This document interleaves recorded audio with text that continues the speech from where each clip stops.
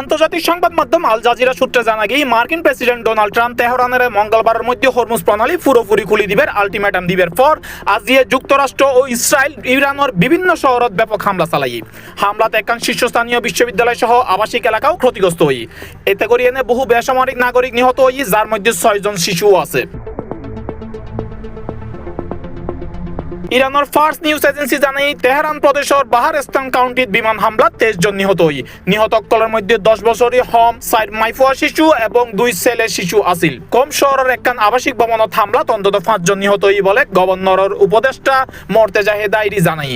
দক্ষিণ ইরানের বান্দার লেঙ্গে এলাকাত আরো 6 জন নিহত হই। ইরানের অন্তত 1 ডজন শহরত হামলা চালানো হয়। হামলা তেহরানের শীর্ষ বৈজ্ঞানিক প্রতিষ্ঠান শরীফ ইউনিভার্সিটি অফ টেকনোলজি গুরুতর ক্ষতিগ্রস্ত হয়। এই বিশ্ববিদ্যালয় প্রায় যুক্তরাষ্ট্রের এমআইটির লয় তুলনা করা হয়। আল জাজিরার প্রতিবেদনত জানা গেই বিশ্ববিদ্যালয় মসজিদ ও গবেষণাগার ব্যাপকভাবে ক্ষয়ক্ষতি হয়। আশেপাশের গ্যাস স্থাপনা সহ সড়ক, বিদ্যুৎ কেন্দ্র ও সেতুও হামলার লক্ষ্যবস্তু হয়। ইরানের বিজ্ঞান ও প্রযুক্তি মন্ত্রণালয়ের দাবি 28 ফেব্রুয়ারি যুদ্ধ শুরু হবার পরতুন অন্তত 30 খান বিশ্ববিদ্যালয় হামলার শিকার হই। ইরানের প্রথম ভাইস প্রেসিডেন্ট মোহাম্মদ রেজা আরেফ অভিযোগ করছি বিশ্ববিদ্যালয় লক্ষ্য করিয়ে না বাংকার ব্লাস্টার বোমা ব্যবহার করা হই।